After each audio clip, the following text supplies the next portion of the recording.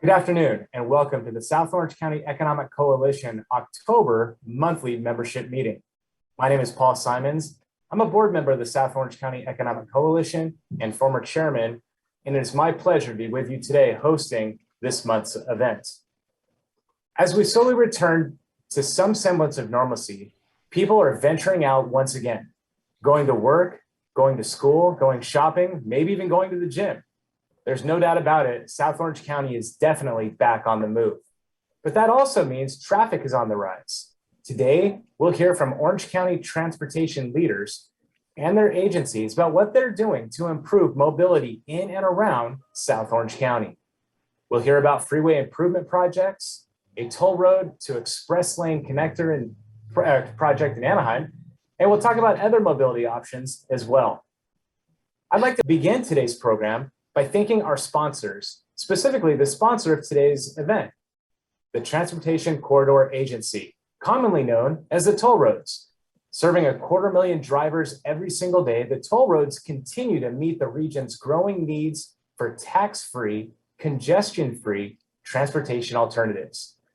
To learn more about the toll roads, visit thetollroads.com. We are grateful to have with us this afternoon the CEO of the toll roads, Samuel Johnson. Thank you so much, Samuel, for being with us today. Thanks for having me. Also with us, sure, yeah, absolutely. Also with us today is the CEO of the Orange County Transportation Authority, Daryl Johnson.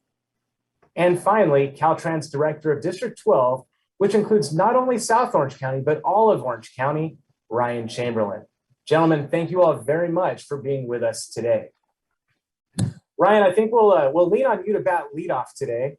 We're going to have our first question. It's a question actually from the public, and it has to do with electric cars and the revenue that they may not be generating as it relates to a gas tax. With more and more people purchasing electric vehicles these days, how has that impacted transportation funding through the SB1 gas tax? So Ryan, there you go. That's a great question. The gas tax is designed to bring in revenue necessary to repair and replace the roadways that cars drive on. But more and more of those cars aren't paying taxes because they're electric. What do you think? What say you? First off, thank you for having me here today. Really appreciate you inviting me, and certainly appreciate my fellow panel members for agreeing to be on this with me. So thank you for that. In short, it's a great question and a great observation. I think you both are absolutely correct that with higher fuel efficiencies with the light duty trucks and vehicles that we see today, and we will continue to see going forward, in addition to the fact that we are migrating to a more all electric type fleet, we will continue to see what I would call a leakage in gas tax revenue coming in at the pump. This is important to know. This is not a new thing that transportation leaders are looking at. This has been explored, and our understanding of how we collect money at how we collect revenue at the pumps has been around for years. And in fact, in 2014, the legislature passed Senate Bill 1077 that essentially directed the state of California and the Department of Transportation to do a road usage charge pilot program that essentially was set up to explore, is there other ways of collecting revenue for transportation purposes that may be more equitable and sustainable over the many years going forward. We kicked off that study in 2014 as a state department in cooperation with several others like the California Transportation Commission and our partner agencies and the like. That study was concluded in 2017, just before SB1 was passed. And so again, not a new thing. The results of that pilot study, the road usage charge pilot study, essentially said, yes, there are other viable options to replace the gas tax, but it didn't say it was perfect. It essentially said there are other things that need to be explored. And before we pull the trigger and flip the switch, we need to do some more research and some more diligence on it. SB1 was passed in 2017, as all of you know, and SB1 and the leadership in Sacramento at the time, the legislature and the governor's office and transportation leaders knew that we still needed to find a way to solve the problem, both for the long term and the short term. So SB1 does include other revenue sources besides just collecting money at the pump. So many of you that drive a hybrid vehicle or an all electric vehicle are seeing a little bit higher registration fees, and that's due to SB1. that was intended to try and make things a little bit more equitable for those that are purchasing those vehicles that still use the system just like other gas-powered vehicles, but at the same time aren't paying anything at the pump related to operating, maintaining, and fixing our transportation system. So, and then I'm happy to say that just recently in September, I believe, Governor Newsom signed SB 339, which essentially requires the California State Transportation Agency to embark on a follow-up pilot program for road usage charge. We'll be working with CalSTA, our state transportation agency, and many others to put some meat on that bone and to test some of those recommendations from the first pilot program to see if we can progress that dialogue a little bit further with transportation leaders and the public around the state.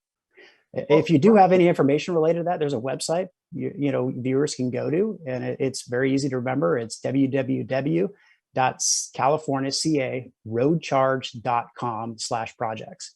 So I'll repeat that, www.caroadcharge.com/projects. Awesome. I appreciate that, Ryan. I wonder if we could spend just a second on SB1. Orange County has about 10% of the state's population. In your estimation, and I think you're kind of the perfect guy to lean into on this, do you think that we in Orange County are receiving a commensurate amount of funding?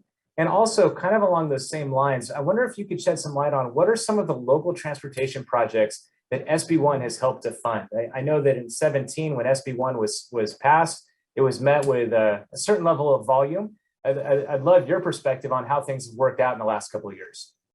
Yeah, I'd love to. And I don't want it to be exclusively me talking about this too. We've got two other strong leaders on this call. So, Daryl and Sam, feel free if I'm missing some projects that you think should be noted here to jump in. But I can tell you, I don't have a clear answer on whether Orange County is seeing 10% of the total transportation funding across the state to sort of match what our population is. And there's a reason for that. And that's because not all of our transportation funding is formula-based and based off of population. So while I can't speak specifically to all transportation funding, I can comment on the money that Caltrans has to operate and maintain our roads here in Orange County. We call that pot of money our SHOP. And the SHOP in general, Orange County does see about 5 to 6% of the total amount of funds in the statewide SHOP. So slightly less than the 10% if it was population based. That may not be what viewers want to hear from me, but the reality is that our SHOP is not distributed based off of a population formula. In fact, we distribute those funds based off of asset condition. And that's, to us, I think, the right choice when it comes to statewide managing the transportation system across many different geographic areas. But I think it gives us an opportunity to reflect on some really positive things that have happened in this county. Although we're not seeing 10% of the total pot in the SHOP, we do see about $250 to $300 million statewide a year to put towards fixing and maintaining our roads. The vast majority of the reasons why we don't see a higher percentage is because our infrastructure here in Orange County is in pretty good shape. To brag a little bit about what we all collectively have been doing to improve the condition of the roads in the county, we're doing a darn good job. And it's not to just credit, Caltrans maintaining and fixing potholes and looking at operational improvements. It has a lot to do with other investments on the system, which I'm sure Daryl will probably talk about down the road. But Measure M and Measure M2, our county sales tax measures, has done a really fantastic job of improving some of our bridges, our pavements, some of the new assets that are out there, our signs. And so we're doing pretty good in that regard, which means we see less of a statewide percentage of the SHOP. So your second part of that question is, what were some of the projects that we've seen from SB1 that were funded out of that program? I'm glad you asked that, because SB1 does have some formula-based funding. They've got funding that we use in the SHOP, like I just described, but it's also got a lot of competitive pots of money. And the state, I would say Orange County in general, has done a pretty good job of bringing more money into Orange County through the competitive pots and the programs. I'll just call out two of them, and happy to hear others if they have more to add, is the Lambert Road Interchange and the State Route 55 Improvement Project. Both those two projects combined were early recipients of SB1 dollars in competitive programs, not all the same, but a few combined. And if my understanding is right, combined, both those two projects have brought in just less than $1 million of additional funds into the county. So we are performing quite well in that regard. And I think a lot of that has to do with the partnerships that you'll probably hear about today on this call.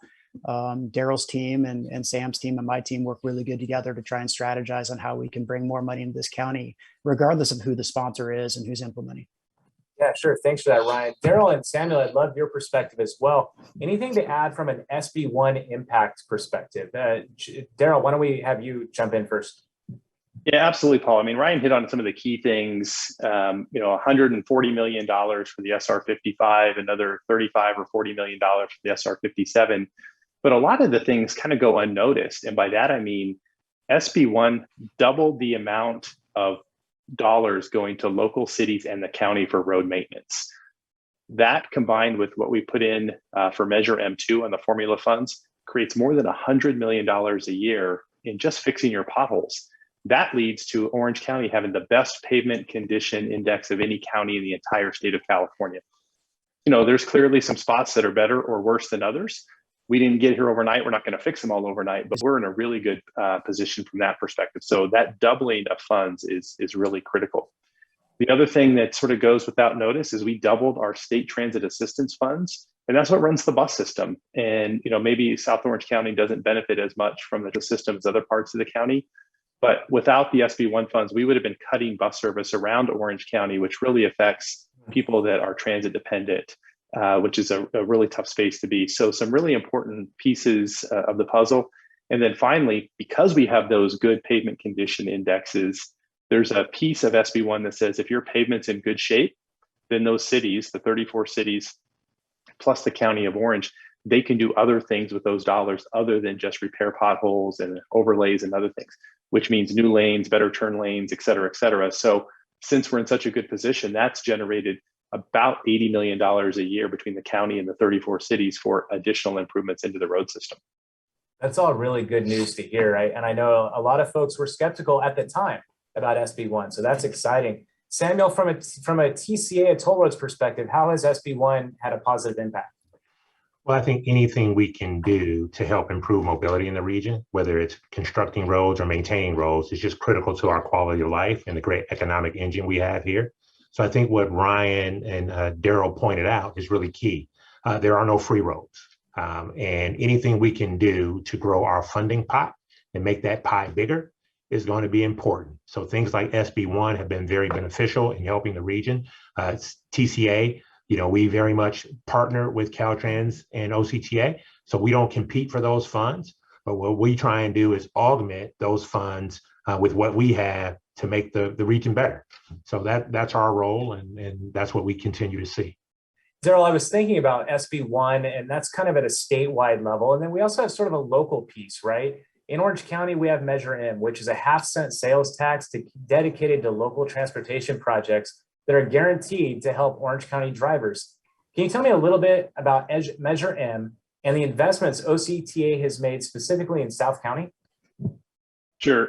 Paul, there's California is a big state. You've got 58 counties, and beginning in the late 80s, counties had an opportunity to impose self-help tax, if you will.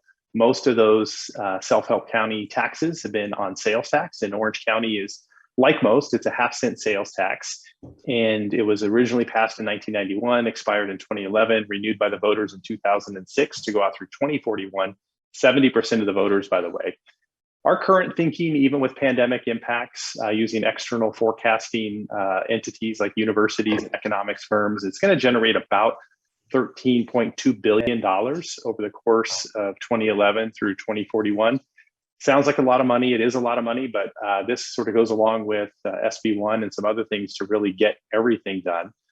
43% of it's going to go into freeways, 25% into the transit program, 32% into streets and roads, largely maintaining streets and roads.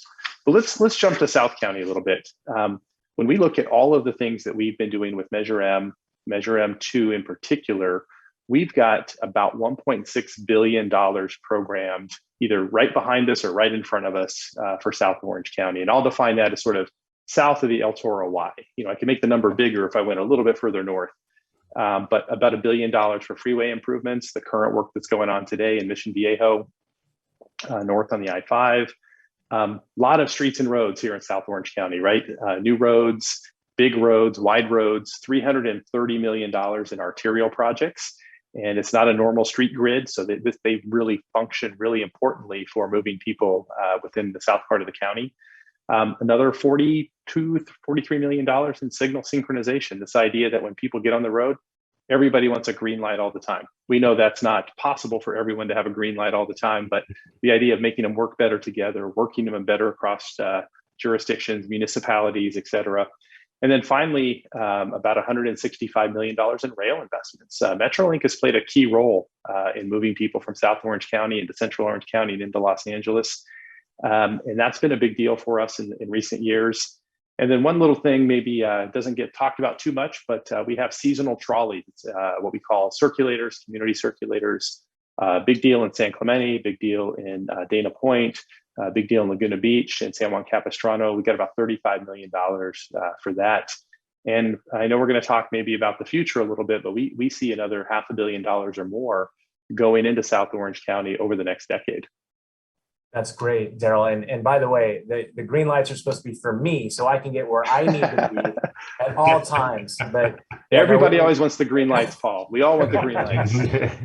Yeah, no, absolutely. Daryl, since I have you on here and we're talking South County, I can't let you go without giving you the floor and tell me about all the good stuff that you're doing on the I-5. I mean, the I-5, right, is the one sort of main artery that goes all the way through South Orange County. And for better or worse, we love our I-5. Why don't you tell me what OCTA has been doing and how things are looking out there on the 5? Oh, great question, Paul. Us working along with Caltrans and Ryan and his team, we've got a really exciting project. And really a day doesn't go by that somebody says, what the heck is going on with the I-5 and Mission Viejo and Laguna Hills, and particularly La Paz? So I'll try to maybe clear up the mystery here. So we've been working, it's a Measure M2 project. It's 6 miles. It's going from where the 73 and the I-5 touch each other in South County, going all the way up to just short of the full rebuild of the El Toro interchange. It's about 6 miles, $580 million. Originally envisioned to all be Measure M2 funded, but working with Ryan and his team and our federal partners, it's about a third, and a third, roughly speaking, state funds, local funds, federal funds. And I would say the big thing that we see is we're adding a regular general purpose highway lane in each direction. Everybody's going to like that, et cetera. But if anybody on the video today, who all tried to drive through the El Toro Y coming south when those 2 carpool lanes drop to 1 and everybody's backed up, this will extend that second carpool lane all the way down to Alicia, where we have sort of a lane drop today. We think that's going to be a really important fix there. Obviously, new sound walls, some retaining walls, have good aesthetics, good landscaping. And then Measure M1 did some work on interchanges like Oso and Crown Valley, but it didn't do things on Avery or La Paz. So that right now we're seeing a lot of work on Avery and La Paz. And one of the things I'm proud of working with ourselves, with Caltrans, Metrolink, and the city of Mission Viejo is we said, at La Paz, we're not going to close the freeway for very long. We're not going to close the rail line for very long. We're not going to close La Paz for very long. We're working next to a local high school, Mission High School. It's a lot of complex work there. That's where a lot of the challenges and the delays and backups and other things that people are experiencing when there is construction. But we wanted to keep it open. It's going well. Everything should be done by about 2024 over the whole 6 mile segment. So a lot of great work going on. We think it's going to be really good for South Orange County when it's done. Very cool. Well, it's exciting stuff, and we're looking forward to the completion there. Obviously, getting those major projects done is music to all of our ears. But while we're at it, why don't we bring Samuel Johnson into the discussion? Samuel, you're the CEO of the TCA, the toll roads. Folks sometimes think that because they have to pay to use your roads, your agency is private. But the toll roads are actually public, with 2 boards made up of mayors or council members from 17 member cities and 3 county supervisors. TCA has really always been on the cutting edge of innovation, starting with the financing of the toll roads. I wonder if you can maybe make us all smarter, provide our audience with an overview of TCA's financing and the recent advanced refunding transactions that have saved the agencies millions in debt payments. Yeah, sure. Thanks, Paul. And you're right about that misperception. And it's driven both by the utility model we use, where, similar to your electric bill, your water bill, or your phone bill, users directly pay for their usage. And then it's also driven because of the private industry practices we take in and incorporate into our public agency operations. And one of the key ones is our financing model and how we've built the agencies and built the infrastructure that's here in South Orange County. I like to talk about our financial history similar to the way you would with any business startup, right? We had a bunch of bright folks back in the 80s and 90s lay out a vision for Orange County. And a key component of Orange County's future was transportation infrastructure. These folks took a bold approach in recognizing that the limited funds available at the state and federal level weren't going to get it. They weren't going to get us there. And we wanted to control our future. So we needed to grow the pie much in the way we mentioned earlier. Hence, we have OCTA and TCA to make that pie bigger. And it's been very successful. So for TCA, the plan that we executed relied on, at that time, was what was really an innovative financing model, where we would leverage the private investor market and issue non-recourse toll revenue bonds. And non-recourse toll revenue bonds just simply means that those private investors, they bear all the risk if our revenues don't pan out. So there's no fallback to taxpayers or to Daryl's agency or to Ryan's agency at the state level. Those investors bear the risk. So the revenue we got from those bonds was used to construct 20% of the highway network that we now enjoy in Orange County. It's been very successful. And this was in advance of most of the development we see now today in South Orange County. So the roads have done a lot. And that approach is what we call a greenfield development. And just like a startup with a new product or service, the beginnings don't always turn out exactly the way you thought, right? When you're starting up a brand new business, you're going to have to invest in some capital. And that revenue to pay back that capital is going to come later. So for us, the usage of the roads and resulting revenues would rise in direct relation to land development, which was not going to happen overnight. So it was a long game. Our leaders and the private bond market understood that the revenue side of this business model was a marathon and not a sprint. Now, our initial bonds reflected this marathon in both the payment structure and interest rates, both of which were challenging, right? But we had to get the deal done. But the deal was made in order to deliver what we all benefit from today. These initial deals reflected the long game and still had a lot of optimism about the pace of development. This did make things a little tight for the first stage of TCA's maturation, and the Great Recession absolutely put a spotlight on that. Development didn't play out the way we thought it would, but it's still been great.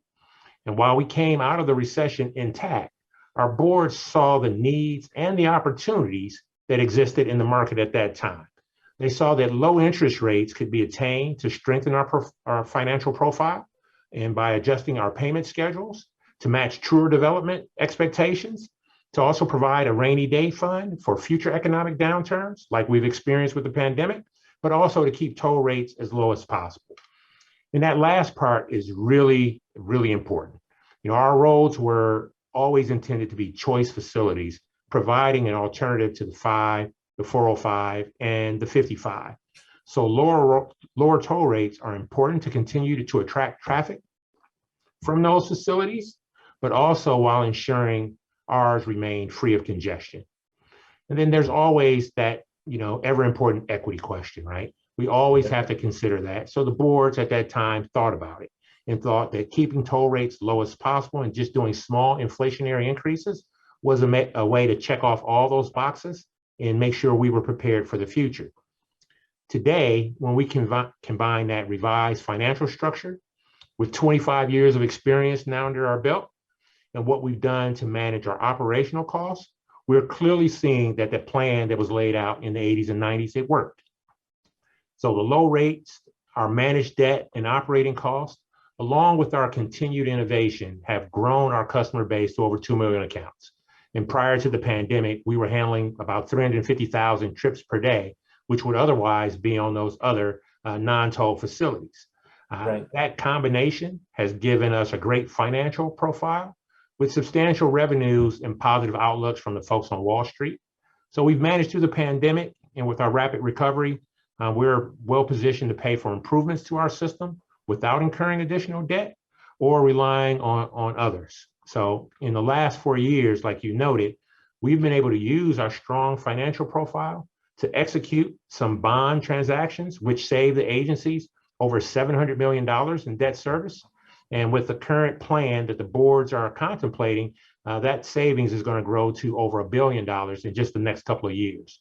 So we're really excited about where we're headed. And, all this combination of success is creating this perpetual motion machine, which will continue to create more savings, more stability, and more opportunities to help TCA support Caltrans and OCTA making mobility work in Orange County. That's awesome, Samuel. Kudos to your board leadership, to your leadership, and keeping that agency on such strong footing so that you can really be prepared for not only what you don't know is around the corner, right, but being able to plan for other projects and other opportunities. And along those lines, Samuel, I'm wondering if you could get into some of the projects that TCA has kind of embraced in recent years, and what's keeping you busy from a project standpoint. I know many of us in South County are excited about the 241-91 connector so that folks can jump from the toll road to an express lane.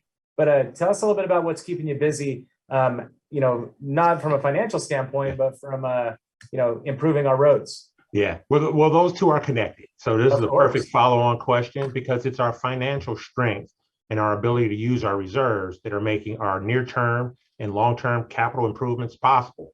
What we've just completed is the Oso Parkway Bridge, which I'm happy to share just won another award. So it's a great project that we were able to fund in its entirety, about $40 million. But also what's in front of us is really 3 key projects, including the 241-91 Express Connector. The other 2 projects actually provide improvements on the 241 Loma segment, which is in between the 133 and the 261. And the other is on the 73 at the Catalina View mainline toll plazas. Those 2 projects relate to my earlier statement about making sure we can address increased demand while keeping toll rates as low as possible. When it comes to tolling, you really have 2 options when it comes to manage demand. You can always up your toll rates and your prices to manage demand, or if you're in a financial situation like we're in, you can actually add, leverage your infrastructure and provide a little more throughput without having to raise toll rates. And that's the position our boards want to be in. Well, I think that's the position the public wants you in too, Samuel, is not to raise the toll rate. Yeah. We all like free stuff, but nothing worth having is ever free. But I think we're doing a good job on that. And these projects support both that aspect of addressing the increasing demand that we're going to see, but also keeping the toll rates low as possible. But our number 1 project, and the one that's going to be delivered the soonest, is the 241-91 connector, like you noted. Now, it's not noted number 1 because of the cost of the project or just its high profile. It's number 1 because of the value it's going to bring to travelers in a multi-county corridor, and because of the partnership effort that we're having to take on to advance the project.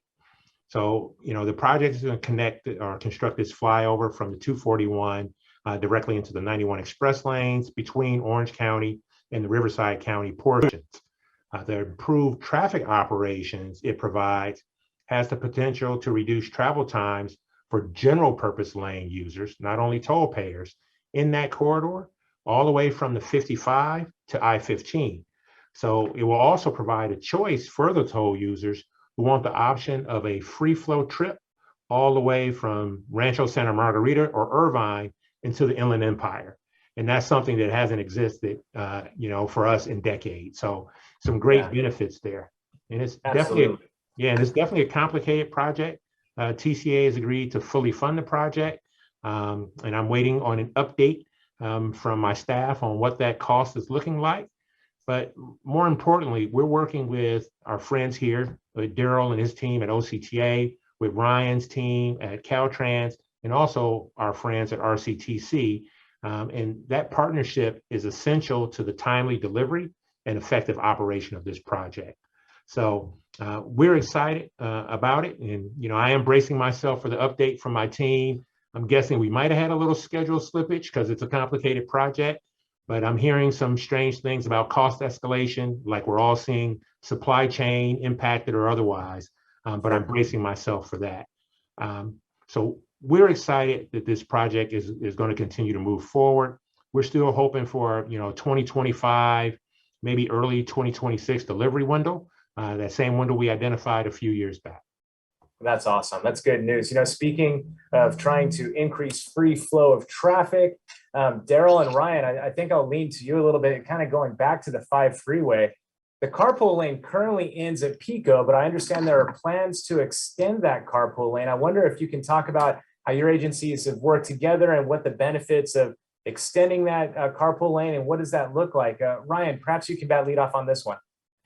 Yeah, Paul, I appreciate the question, and certainly Daryl can jump in a minute here too. But you're absolutely correct. One of 3 projects that were identified in the conclusion of the 241 extension project through that environmental process. The outcome of that was that the 241 extension doesn't need to happen, that there are 3 projects in South Orange County that would meet the purpose and need of improving mobility in the South Orange County area. And the I-5 HOV extension was one of those projects, a huge component of the package of 3. The other 2 being the 74 gap closure that we continue to try and move forward with our partners in TCA, OCTA, and the county and others.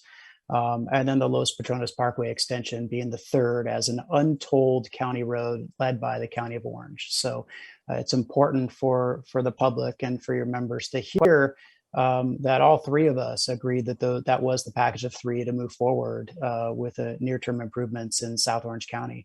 And we look very much forward to continuing the I-5 HOV project. It's currently just kicked off in the PNED phase, the project approval and environmental document phase. And we'll continue to work with OCTA to move that project forward progressively where we can.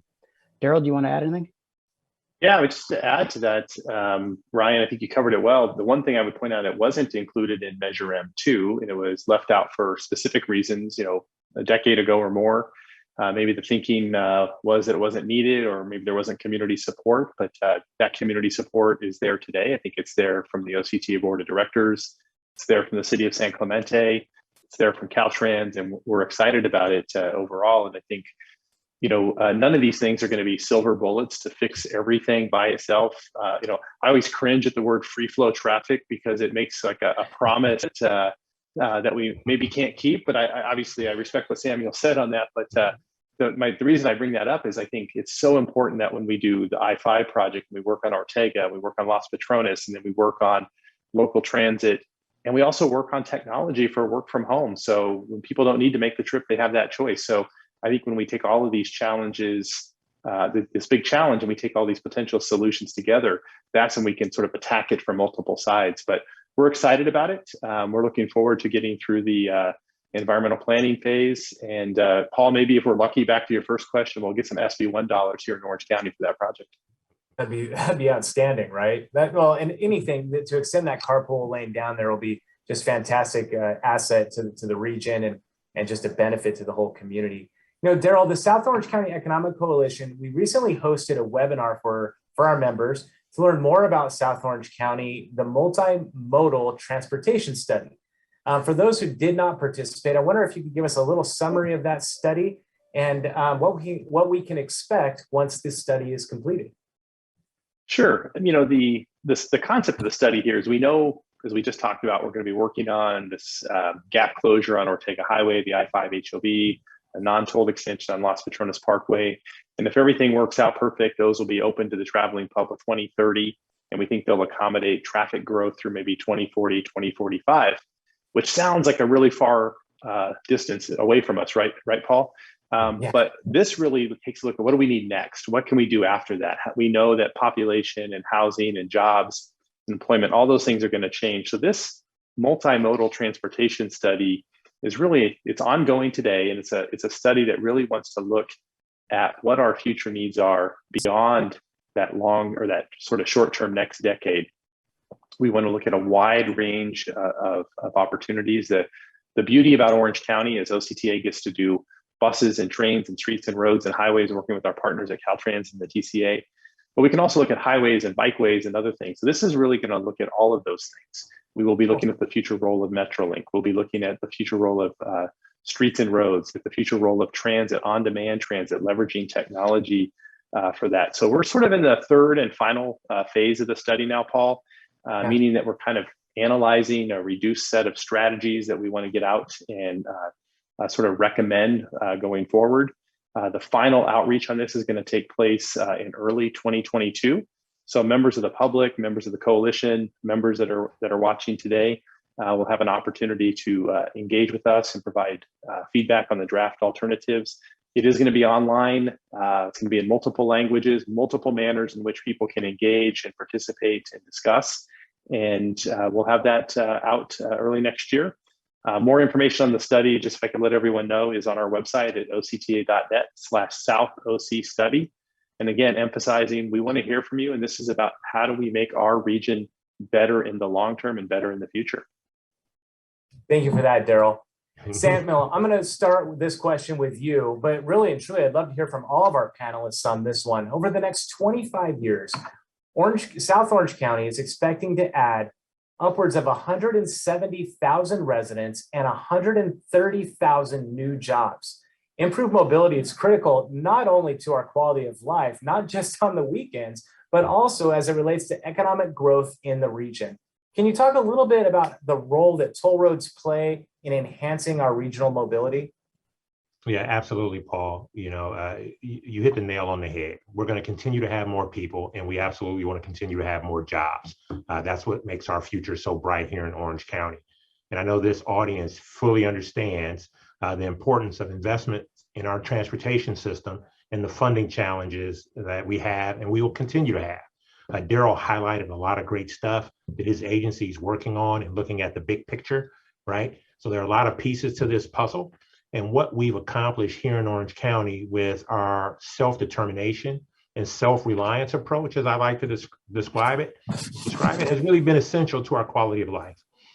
One only need to try and picture what Orange County overall would be like if the toll roads weren't there. If those bold leaders from the 80s and 90s hadn't done what they did, and then OCTA had to stretch those dollars further, it would create some challenges. We all know when you try and spread the peanut butter a little too far, you get holes in your bread. So we like our peanut butter sandwiches with a little jelly too, but we like them to have some substance to them. Absolutely. So, yeah. So, with the growth you cited, these challenges will continue to exist. It is up to us to really think wisely about what we want life to be like for our residents in another 30 years, like Daryl mentioned. And similar to those visionaries I noted earlier, it's not just about today or tomorrow, it's about the day after tomorrow. So that stuff's really important. Now, TCA, with our financial strength and what we've laid out, we're going to be well positioned to ensure that the 4 roads we're responsible for, that they continue to meet the needs of the future with our various on-system projects. I highlighted the 3 that are in our near term, and our continued ability to use demand management to at least come close to achieving that magical thing that Daryl pointed out with free flow traffic, right? So it's a good tool, but it is challenging.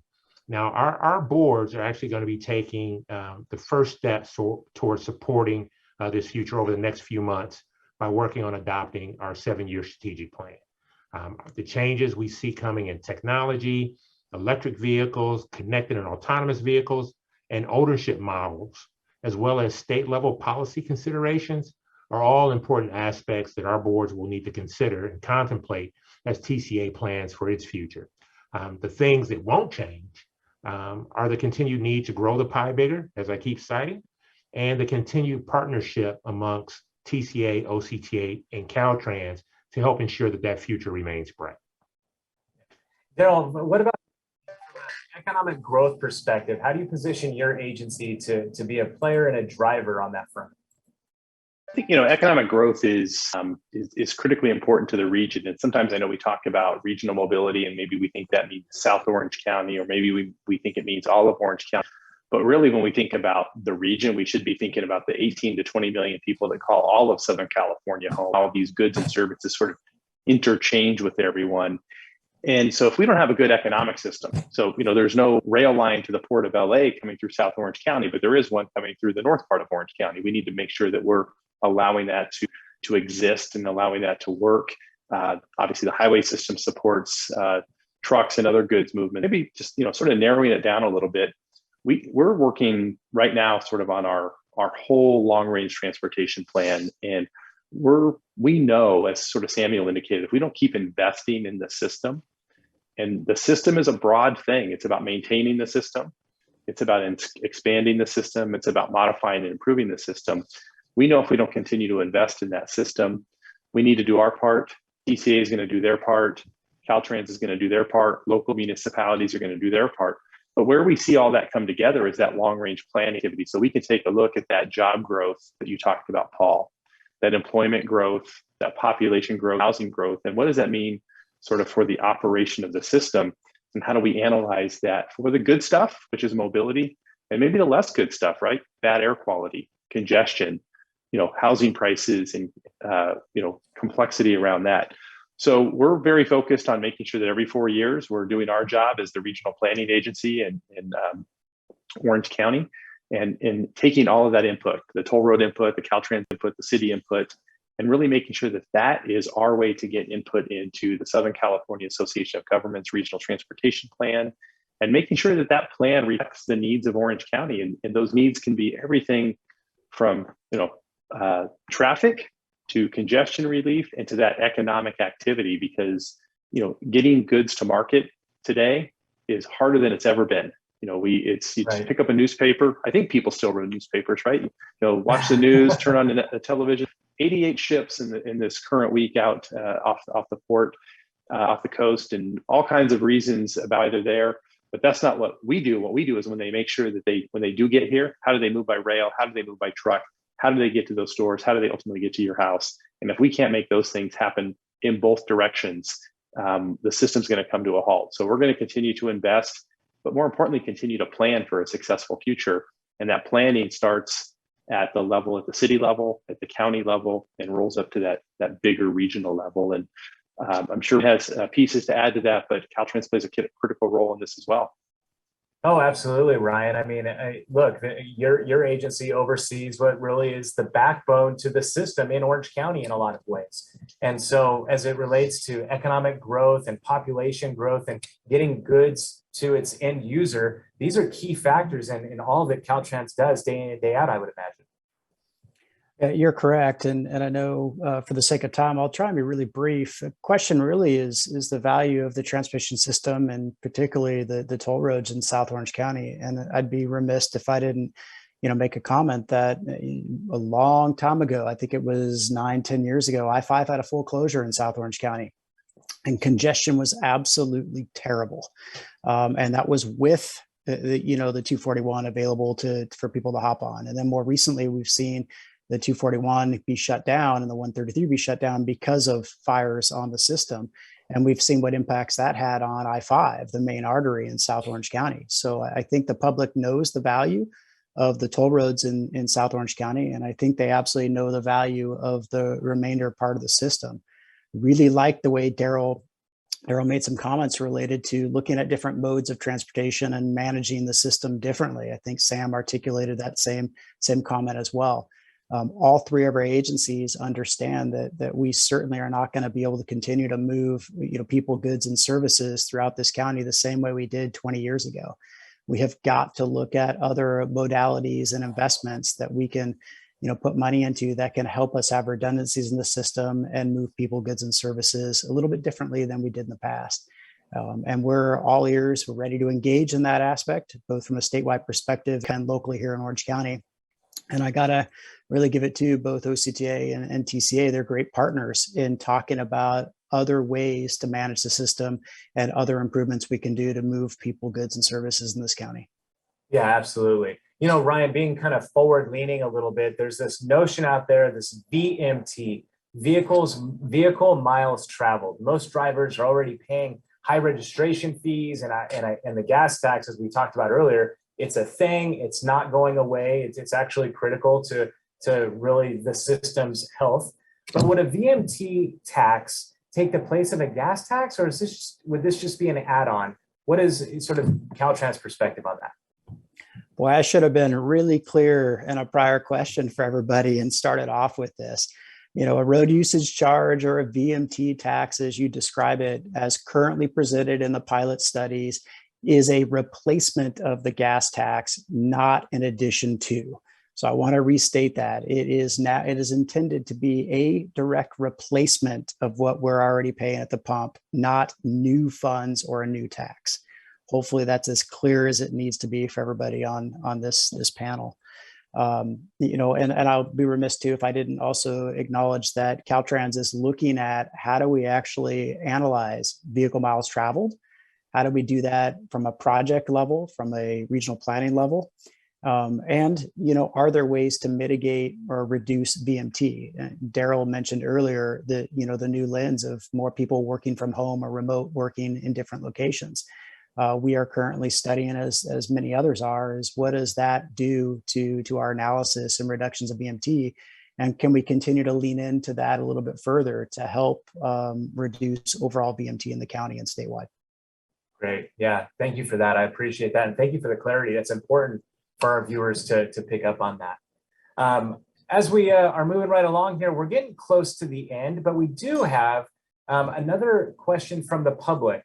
And so I'm wondering if we could go ahead and key that question up. And Ryan, I'm going to lean on you to sort of respond, but let's hit that question now. Hi, what is the status of Los Patrones Parkway? It connects to Cow Camp Road just north of Ortega. Are there any plans to expand it further south?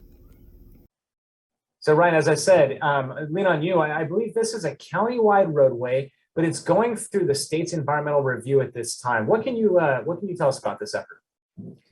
Yeah, happy to tell you from the state's perspective on where it's at. I mentioned earlier there was 3, you know, marquee projects that was an outcome of a prior environmental study, and an extension, an untold extension of Los Patrones Parkway was one of those. The intent there being that will not be a state highway, that will be a county road.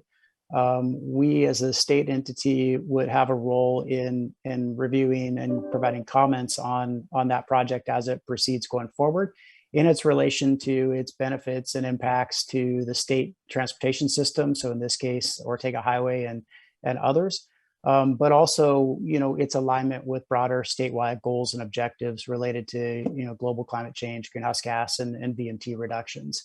So, but it might be good to kick this one over to Daryl or Sam, maybe Daryl in particular, you know, because he may have some thoughts on it as well, in addition to a comment on VMT if he has that as well. And Daryl, what do you think? Yeah, no, it's a great question. So first of all, super excited about the road. We think it's something that needs to be done. You know, reference was made by Ryan and myself earlier about the 3 projects we want to work on there. But, you know, extending the non-tolled road from Cow Camp to La Pata and San Clemente, OCTA supports it, San Clemente supports it, County of Orange supports it. And I think it's fair to say that right now we're the only entity that's actually put some money to its implementation. Now we're looking for everybody else to sort of pony up on this, of course, but earlier this year, the OCTA board funding to the County of Orange for the preliminary engineering of that new roadway through our competitive Measure M regional mobility program. So this idea, again, Measure M is sort of paying back and helping this program, intersection improvements, roadway improvements, et cetera. You know, a lot of questions about specific alignments and all of that. That's going to be worked out through the state and federal environmental review process. From where we think about it right now, Paul, we think that if everything goes as planned, we could get construction going. Like I say, we collectively, the county, OCTA, the city, everybody involved, in the 2027 timeframe, and perhaps be open by 2031. Very cool. Any thoughts on that project, Samuel? I know it's a little bit outside of your purview, but it's certainly something you paid very close attention to. Yeah, no, I'm on the same page with Ryan and Daryl. It's a great project. You know, TCA funded the study. It was a painful study, but we got to a good solution, which is why we do studies. Right. So, you know, we're optimistic, as Daryl highlighted earlier, that that's the solution we need out to 2040, 2045. So it's in our friends' hands at the county for them to manage and deliver. And we stand by to support them with whatever knowledge and expertise we can share. That's awesome. Well, gentlemen, again, as I said earlier, thank you so much for your participation today. Since we are in baseball playoff season, we'll consider this the ninth inning and look for a parting shot from each one of you. And Ryan, I had you bat leadoff. I'll have you bat cleanup this time. Daryl, why don't you bat leadoff, and any parting shots for the folks here this afternoon? Yeah, thanks, Paul. This has been fun. Gosh, this time went really fast.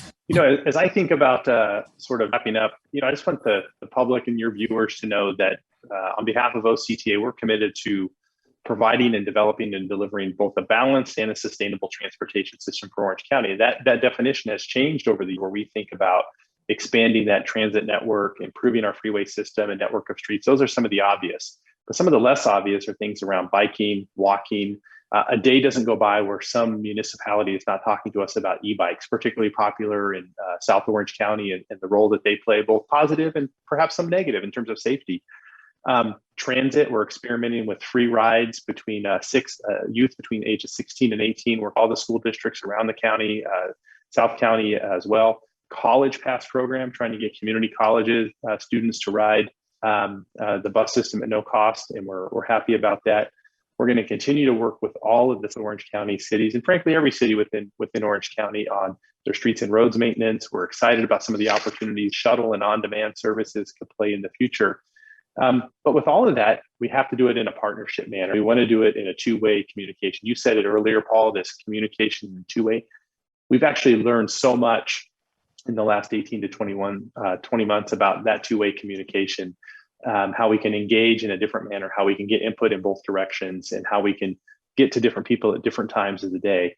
But ultimately, we really need to focus on this idea that we want to provide people with accessible, affordable options, whether they're relying on public transit, taking short trips on local streets, taking the freeway, or take toll roads, or the 91 express lanes, or the 405 express lanes. We need to give people options that they can choose from and that works for them as we go forward. So with that, I'll close my comments, Paul. Pretty happy to be here, and thanks again for the opportunity.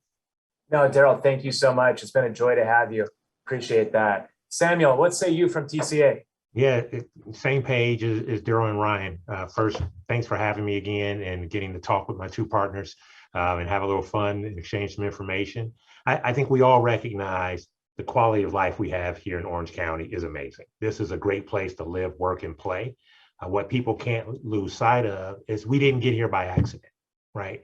There were a lot of bright folks who laid out plans for what we accomplished, and we can't lose sight of what we're now going to need to do to lay out those plans for future generations. So we have some exciting opportunities to keep Orange County the great place it is. So we should not lose sight of those continued investments that we mentioned earlier. As Daryl highlighted, we need to think about things differently today than we did yesterday. But transportation is still key. It's the great enabler. It helps us with our economy. It helps us have fun, spend time with families. So it is an important utility, and no one should forget that. Perfect. And Ryan, the final word here. Well, two tough acts to follow, but I'm gonna jump right in and say, all of what we're talking about, today has been wouldn't happen without strong partnerships. You've probably heard it in my comments and responses, and Daryl's and Sam's. So I'm happy to say that I value our partnerships between OCTA and TCA, the county, and the local municipalities and cities. I also want to especially call the attention to relationships and relationship building. We're still in the middle of the COVID pandemic, and I had the privilege of working with both these two fine gentlemen for years and years. A lot of our new, or future transportation leaders in our industry that are coming on board at our agencies today haven't built or may not have built relationships like we have. And so our agencies need to continue to rethink, how do we continue to foster a good company culture that we had thriving prior to the pandemic, but how do we also still mature relationships that aren't there? Because we never know what's going to be the next pandemic, the next thing we have to overcome. What I do know for sure is we always overcome.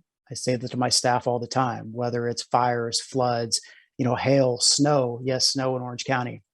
we do overcome these, and we will overcome the COVID pandemic and whatever comes in the future. But we need to work on partnerships and relationships. And then real quickly, the department has never lost sight of safety of the motoring public and safety of everybody else that uses our system, those that are walking and biking.